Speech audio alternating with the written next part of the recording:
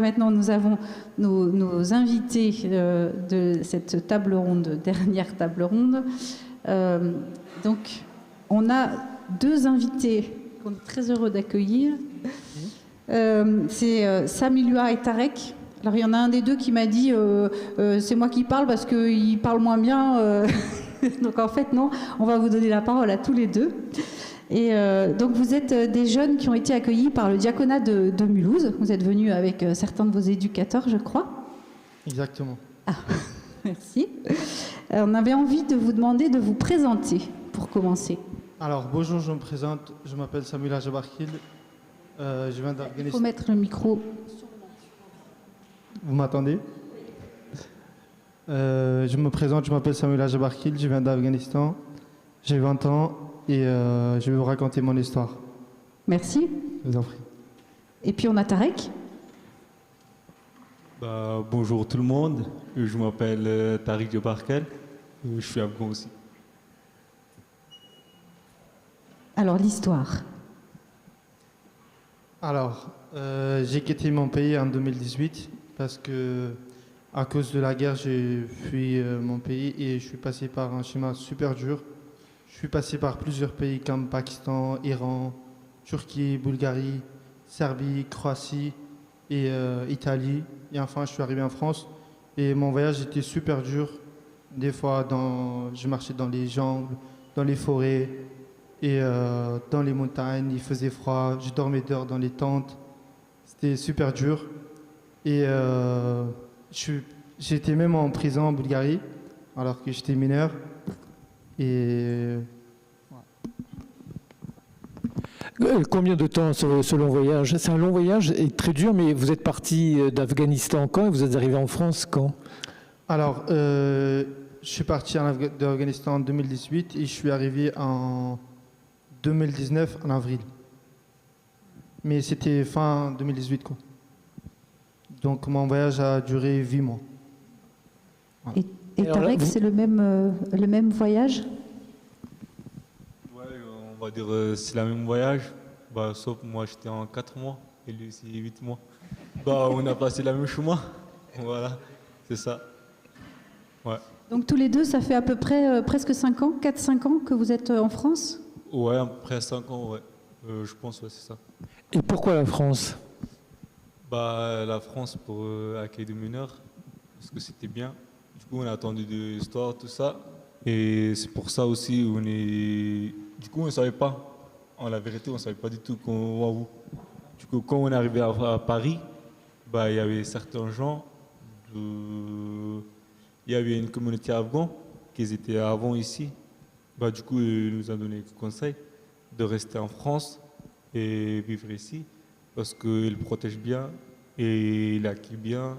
Du coup, par exemple, à l'école et de faire travail, tout ça. Et ça fait bien. Et après, il nous a envoyés à Strasbourg, en Alsace. Du coup, on est resté là-bas. Et entre ce que vous vous êtes imaginé pendant ce long périple que serait la France, et quand vous y êtes arrivé, que vous avez commencé à être accueilli, et vous avez trouvé un gros décalage ou c'était à peu près conforme à vos espérances? Non, c'était vraiment différent. Ce qu'on a vu en Afghanistan, dans le chemin, dans d'autres pays, et après la France, c'était vraiment différent. Parce qu'on ne savait pas du tout la culture, la langue, et du coup les choses, les facilités pour les gens à l'école, tout ça. Parce qu'il n'y a pas forcément des choses en Afghanistan comme ça. Du coup, tu as moins de facilités pour les gens, et surtout pour les mineurs. Voilà. Et la culture qu'on ne savait pas du tout. Et après la langue, parce que c'était vraiment compliqué. Du coup, on a forcé d'apprendre et là, de briller un peu. Et aujourd'hui, vous voulez répondre aussi à cette question? Oui. Qui passe par tous les deux. Je vous écoute du coup.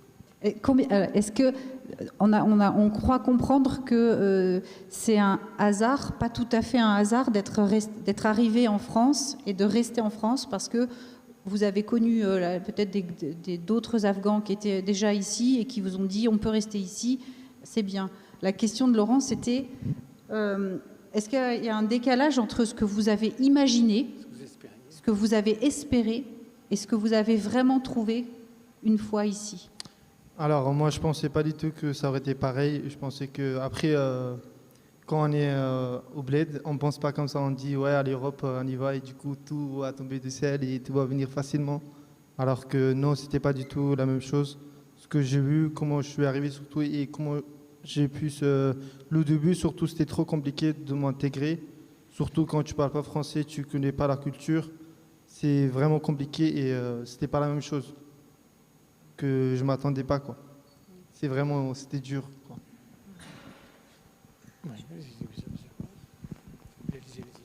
Très bien. Oui, et quand vous êtes arrivé en France, de quoi auriez-vous eu besoin? Est-ce que vous pouvez nous aider à mieux comprendre les besoins des jeunes gens quand ils arrivent? Alors, oui, surtout le bien accueilli et financièrement, parce qu'en fait, un mineur, quand il arrive, surtout moi, quand je suis arrivé au début, j'étais pas au Samna, j'étais dans un autre foyer. Ça s'appelle Sami. Et c'était très dur au début, surtout au niveau de financièrement, ils ne donnaient pas d'argent. C'était vraiment compliqué. Après, quand je suis parti au Samna, c'était mieux que Sami, parce qu'il nous a donné plus ou moins d'argent quand même. 200, 210 euros, un truc comme ça. Mais je pense qu'avec 200, 210 euros, un mineur ne peut pas s'en sortir exactement, surtout tout ce qu'il doit acheter, des habits, tout ça. Je ne pense pas que ça va suffire pour un mineur. Il fait un peu plus, surtout financièrement, l'argent. Aujourd'hui, vous avez toujours des contacts avec d'anciens parents en Afghanistan? Oui, j'ai des contacts heureusement maintenant. Avant, on ne savait pas. Et vous leur dites quoi si ils vous dites on veut absolument venir en France? Vous leur dites attention, c'est pas aussi facile ou bien Alors, je le dis, mais ils ne vont pas le croire parce qu'ils disent vous montez, donc ça ne sert à rien. Parce que pour eux, l'Europe, c'est autre chose. C'est vraiment un autre monde. Ouais, c'est vrai, ils ont pensé différent. Parce que j'ai jamais eu un pays comme ça. Bah, ils croient que de partir en Afghanistan, d'arriver en France ou en Europe, c'est trop facile. Il ne sait pas dans le chemin, il se passe quoi. Parce qu'il y a des gens qui peuvent mourir à cause de nature, de boire l'eau, tout ça. Parce que moi, j'ai vu des gens qui étaient morts dans le chemin, en Iran, à cause de boire de l'eau, tout ça, parce qu'il faisait trop chaud. Du coup, il n'y avait pas de l'eau, il n'y avait rien. Et du coup, ils étaient morts là-bas. Ça, ils ne savent pas. Ça, parce qu'on ne peut pas dire. Après, ses parents se rendent tristes. Du coup, on ne peut pas dire ça. On a dit la vérité de plusieurs fois. Mais des fois, ils ne croient pas. Ouais. Et qu'est-ce qui vous a paru le plus difficile quand vous êtes arrivé en France? Vous avez parlé de la culture, du manque d'argent, mais est-ce qu'il y a eu d'autres choses? Alors, la culture et aussi la langue, surtout, parce que quand tu ne parles pas français en France, c'est vraiment compliqué de s'en sortir. Et aussi la culture et connaître les gens, surtout, c'est aussi compliqué. C'était compliqué. Mais aujourd'hui, le jour d'aujourd'hui, tout va bien, quoi. Alors, qu'est-ce que vous faites aujourd'hui alors? Alors, aujourd'hui, je suis vendeur chez Zara. Et ça va faire 2 ans que je suis chez eux. Avant de chez Zara, j'ai fait l'étude dans le commerce. J'ai obtenu mon diplôme de CAP équipier polyvalent de commerce. Et en 2023, j'ai aussi mon permis de conduire. Bravo. Merci.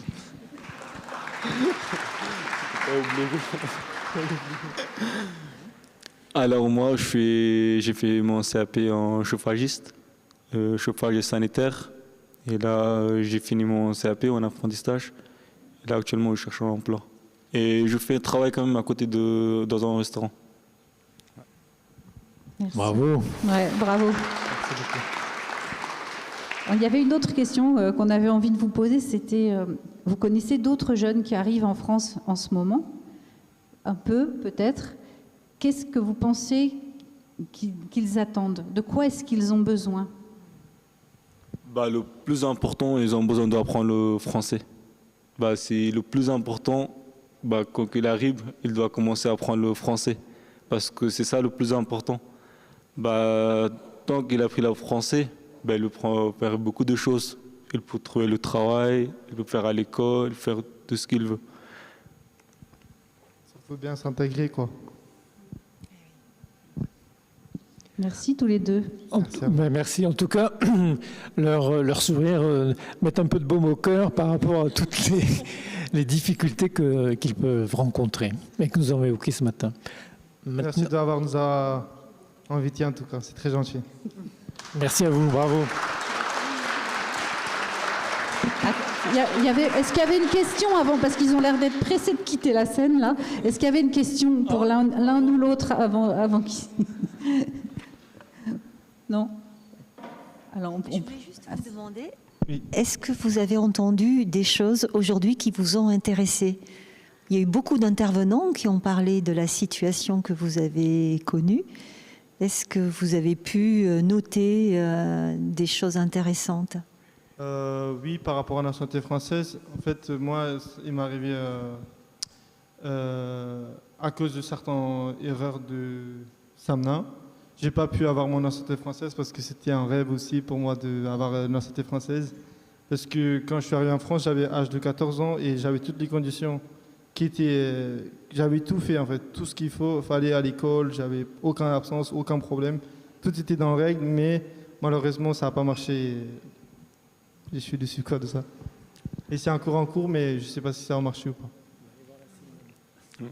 Et moi, c'est là, actuellement la situation de l'Afghanistan.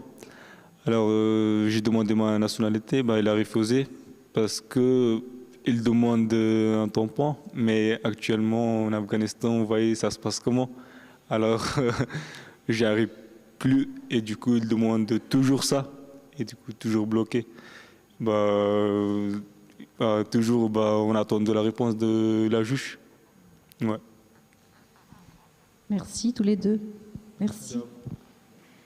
Là, cette fois, on peut les Pas de questions applaudir. du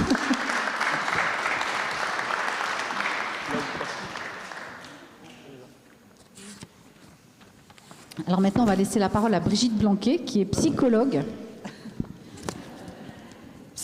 clinicienne et professeure à l'Université catholique de Lyon, où vous dirigez la faculté de psychologie, je crois.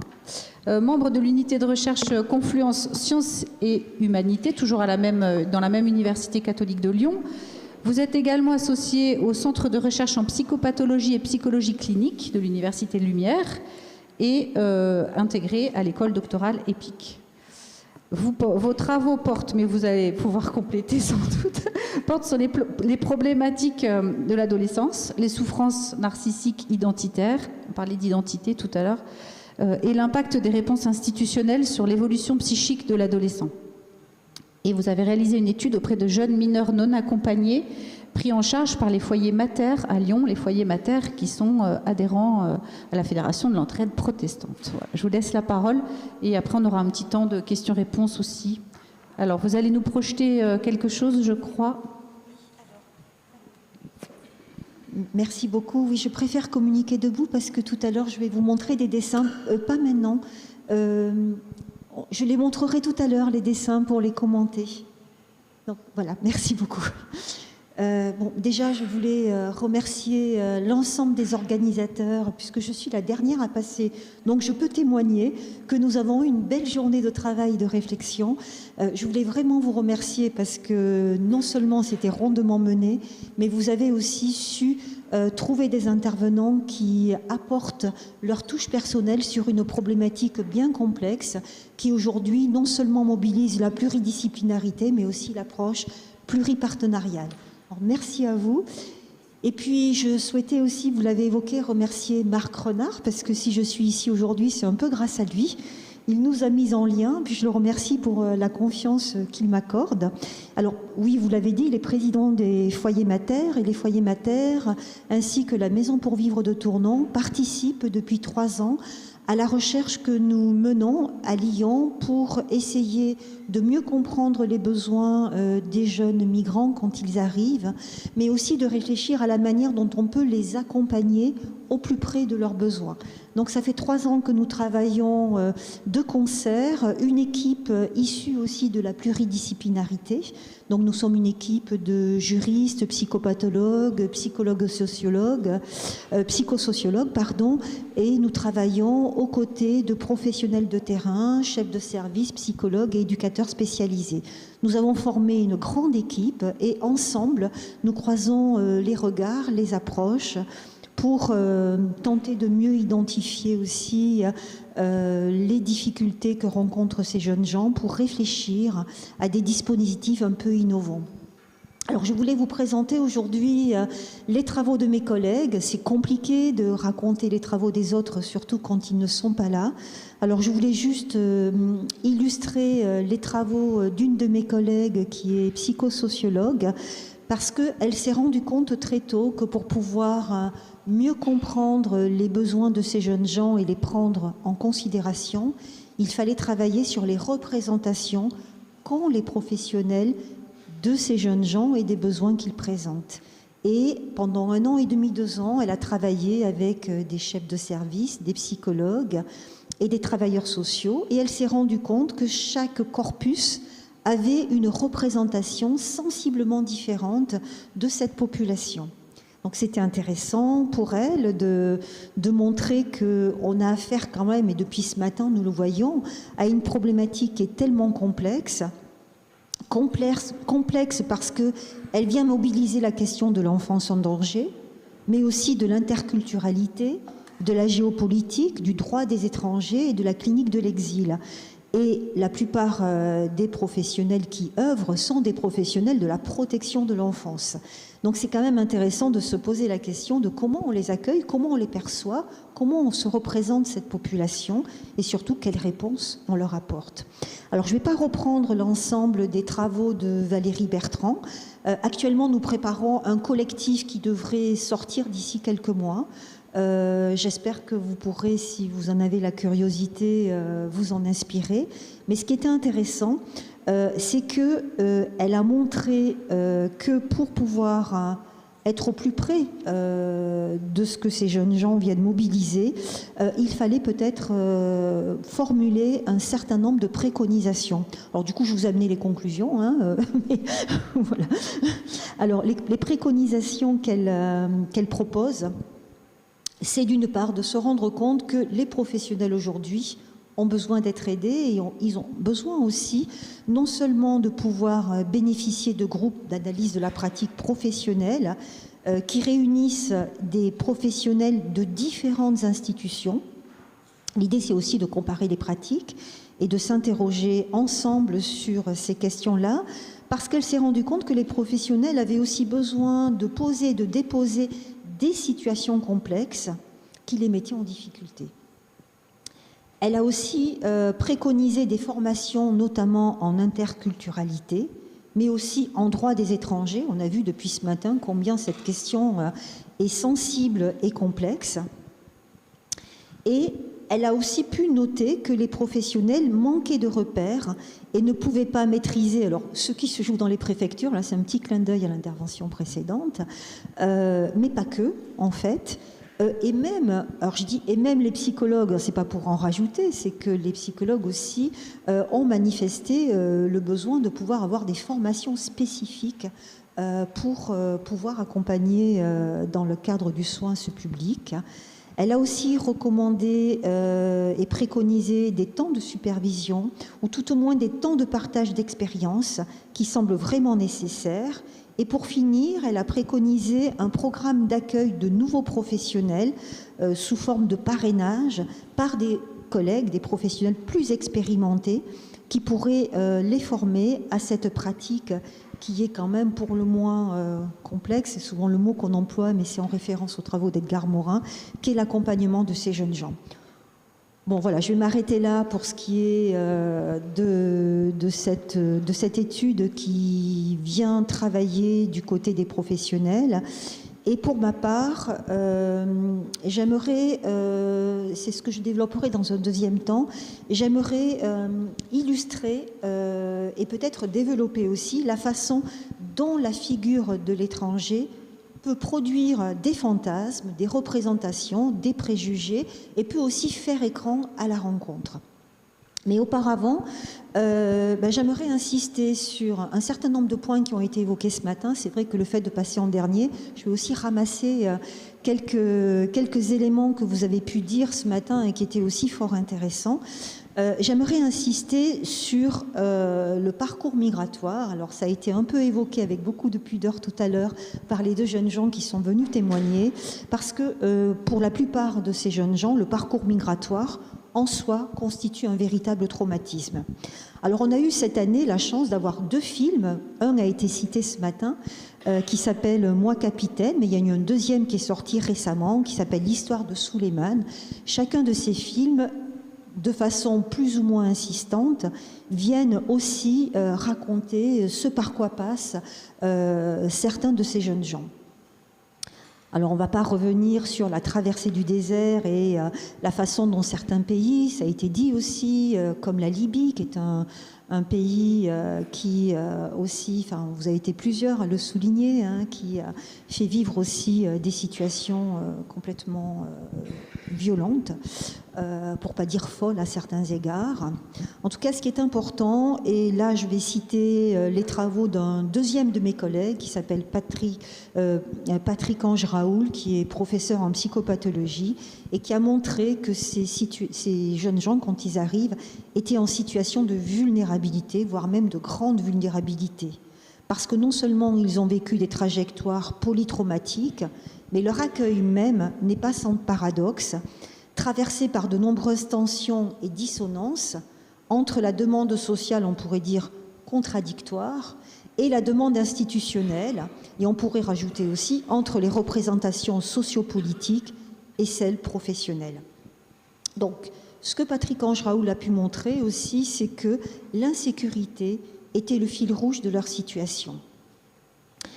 Il a aussi montré que ces jeunes gens étaient contraints de s'adapter le plus rapidement possible. Je veux dire, on ne leur laisse pas le temps qu'on accorde à nos propres enfants, aux autres jeunes gens que l'on accompagne. Il y a une urgence à s'adapter.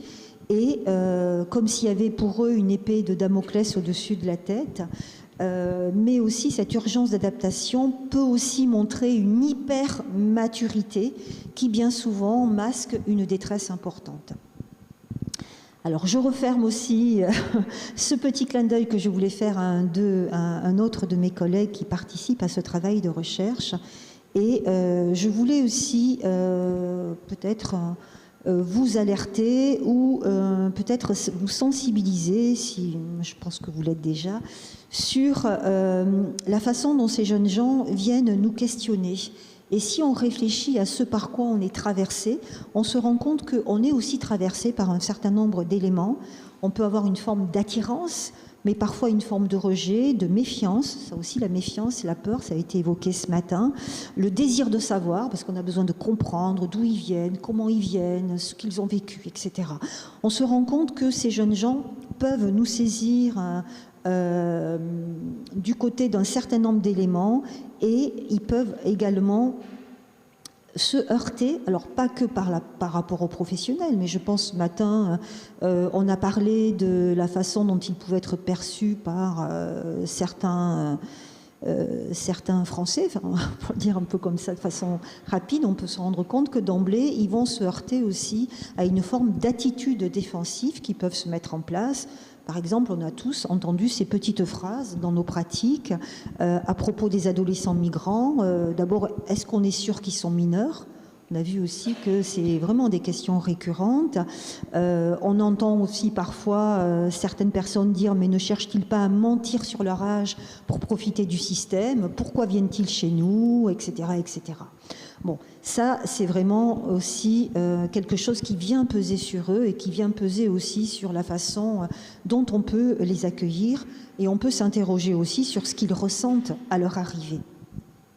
Mais j'aimerais insister aussi sur un éprouvé dont on parle peu, peut-être parce qu'on est aussi délicat et pudique, mais je voudrais insister sur la question de l'éprouvé de honte qui, me semble-t-il, est chevillé à la position de survie. Alors je voudrais citer les travaux de Vincent de Gollejac, voilà, je vais y arriver, car il relève la particularité du vécu de honte ontologique qui s'éprouve lorsque la situation dans laquelle le sujet se trouve, vit ou est témoin, bafoue même la notion d'humanité. Par conséquent, il en éprouve la honte d'être humain, mais il a honte aussi de ceux qui ont commis des actes barbares, honte à leur place. Pour eux, il a honte aussi d'être en vie alors que d'autres sont morts.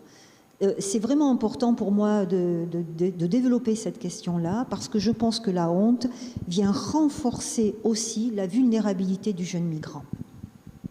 Je voudrais aussi insister sur l'importance du corps. On a des jeunes gens qui ne peuvent pas raconter ce par quoi ils sont passés, parce que c'est des choses qui sont difficiles. On n'est pas d'ailleurs préparé non plus à écouter parfois le récit de leur histoire, mais ils viennent s'exprimer autrement. Et c'est très important aussi de pouvoir mobiliser dans les équipes des personnels de santé psychique, mais aussi de santé somatique, parce que parfois ça vient transiter par la question du corps, par des plaintes qui sont corporelles. On voit aussi que de nombreux motifs de consultation de ces jeunes gens viennent toucher avant tout la sphère de la santé, parce qu'ils mettent en avant des douleurs corporelles, des manifestations qui viennent entraver le quotidien, comme l'insomnie, la persistance de cauchemars, des crises d'angoisse, des idées noires, ou même des vécus de douleurs qui sont aspécifiques. On pourrait se dire aussi qu'à travers le corps souffrant, le vécu de honte est omniprésent, parce qu'il vient s'exprimer à bas bruit et s'infiltre aussi dans les échanges avec les professionnels. Alors par rapport aux professionnels, parce qu'on ne peut pas prendre soin de ces jeunes gens si on ne prend pas soin des professionnels aussi, c'est eux qui sont en première ligne. Par rapport aux professionnels, c'est important aussi de s'interroger sur la manière dont ce vécu de honte va transiter. Parce que parfois, quand le sujet lui-même ne peut pas porter cette question-là, ça va transiter par le psychisme des professionnels. Et on peut avoir des professionnels qui, bien malgré eux, endossent cette question et l'expriment de manière détournée, parce que c'est toujours un peu inconscient, ces questions-là.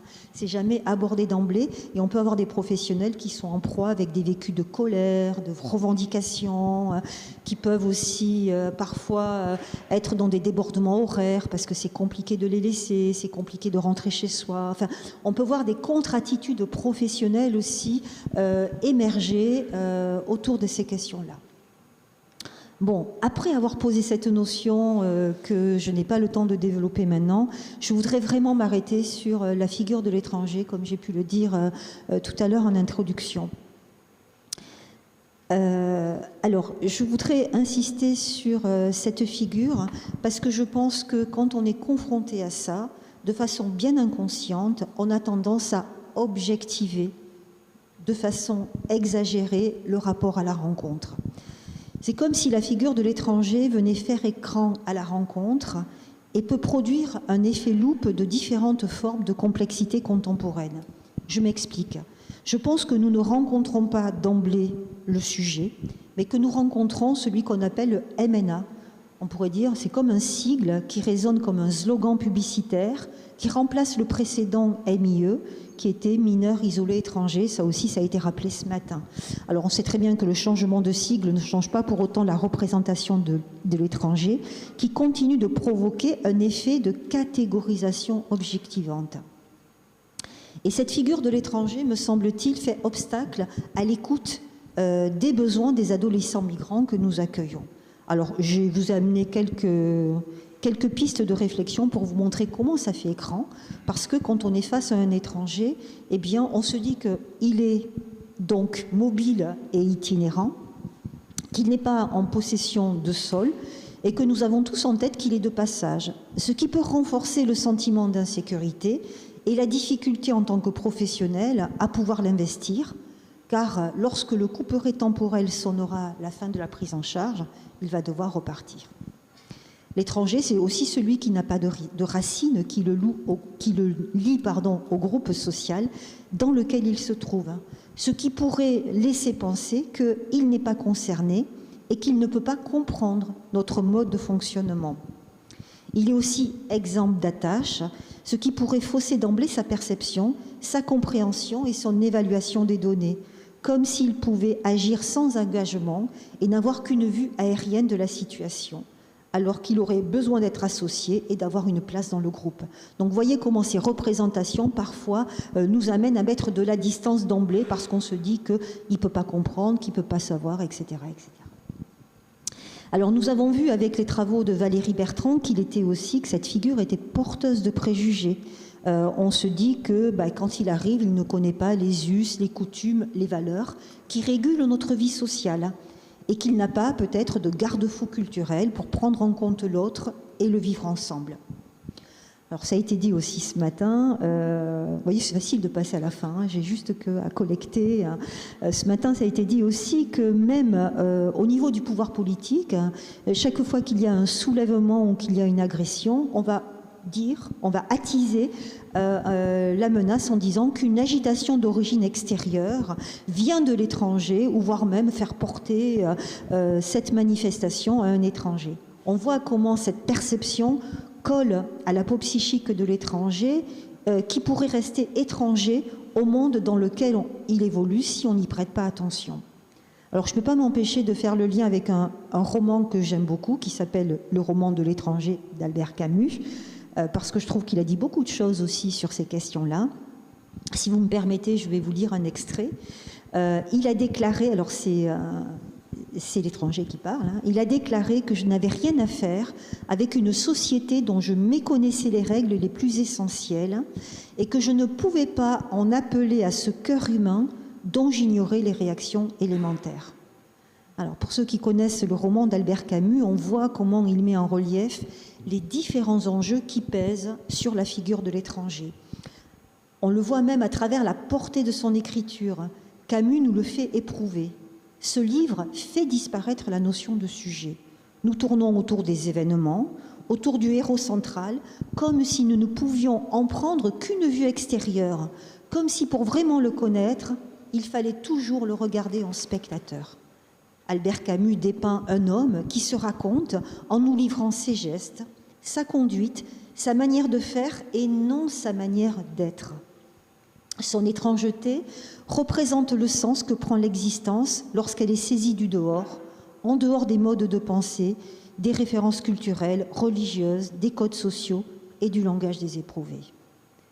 La figure de l'étranger nous conduit, si on n'y prête pas attention, à établir encore une fois des catégories objectivantes qui entravent la rencontre et l'écoute de la subjectivité, c'est-à-dire qu'on a besoin d'écouter ces jeunes gens et de comprendre ce qu'ils vivent, ce qu'ils ressentent du dedans. C'est pourquoi la rencontre avec le jeune migrant nécessite une rencontre qui non seulement n'accorde pas beaucoup d'intérêt au discours. Alors, je m'entends, peut-être ça va vous choquer si je dis ça, mais je pense que la question du discours, c'est quelque chose qui est parfois convenu. Parfois, il nous raconte ce que nous souhaitons entendre ou ce que nous voulons entendre, parce que l'enjeu derrière, c'est aussi une question d'avoir des papiers, de pouvoir être pris en charge, etc. Et donc, c'est pas toujours, me semble-t-il, intéressant de prendre la question du discours au pied de la lettre, mais peut-être prendre le temps d'écouter des histoires de vie, prendre le temps de mieux les connaître. Et effectivement, on a beaucoup parlé d'évaluation aujourd'hui. Je ne suis pas sûre que ça soit du côté de l'évaluation. Je crois que c'est plutôt du côté de la rencontre, de l'accueil déjà, de l'accueil, de l'écoute, de l'accompagnement. C'est bien autour de ces moments particuliers que l'on peut tisser un lien et pouvoir mieux sentir ce dont la personne a besoin. Alors bon, j'avais fait un petit couplet politique pour vous montrer que le discours n'était pas l'expression de la vie subjective.